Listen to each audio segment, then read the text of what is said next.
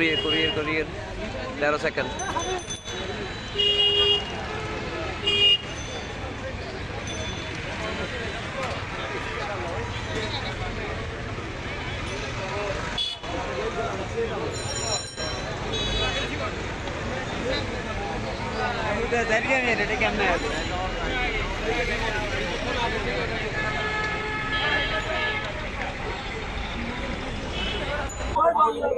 নামাজের পরে বড় মসজিদের ডিসপ্লেতে নামাজের ডিসপ্লেতে যেটা ছিল ওইটাতে লেখা উঠছিল আওয়ামী লীগ আবার ফিরবে জয় বাংলা বলে একটা স্লোগান, এটা লেখাটা ছিল।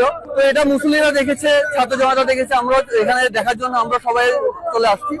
তো এখানে কিভাবে হয়েছে আমরা জিজ্ঞেস করে যারা এখানে একটি ছিল ওনাকে প্রশাসনিক লোকরা আসছে, ফেনী থানাতে ওসি আসছে ওনাকে নিয়ে গেছে। আমরা ওটার সুষ্ঠু তদন্ত সাপেক্ষে কিভাবে এটা হয়েছে, কারা এটা করেছে, এটা সুষ্ঠু তদন্ত বিচার দাবি করছি। আওয়ামী লীগ ফিরছে জয় বাংলা এই স্লোগানটা বারবার আসতেছে স্ক্রিনে, এটা আমরা দেখছি।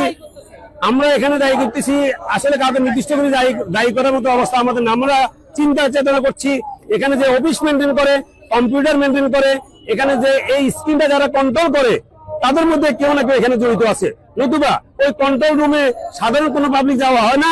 এখানে সিসি ক্যামেরা আছে, সংরক্ষিত সিসি ক্যামেরার মাধ্যমে প্রকৃত কারা এটার সাথে জড়িত এটা উদ্ঘাটন করা হোক, এটা আমরা আমাদের সাধারণ পাবলিকের পক্ষ থেকে আমরা দাবি জানাচ্ছি।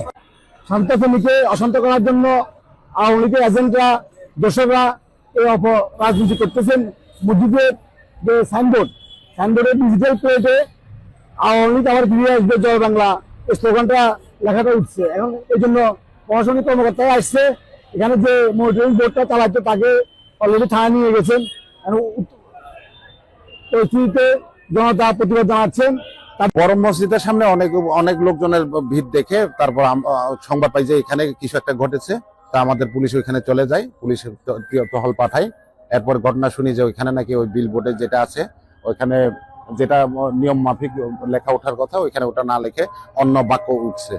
সেগুলো আমরা যাচাই বাছাই করার জন্য কিন্তু লোক পাঠিয়েছি, আমাদের তদন্ত চলতেছে। আর এখানে আমরা চাই যে মূলত শান্তি শৃঙ্খলা, এবং যদি কারোর কোনো উদ্দেশ্য প্রণীত কোনো খারাপ উদ্দেশ্য থাকে তারা অবশ্যই কোনো কিছু আইনের আওতায় আসবে, যাতে আমাদের সামাজিক এবং ধর্মীয় শৃঙ্খলা এবং শান্তিটা বিনষ্ট না হয়।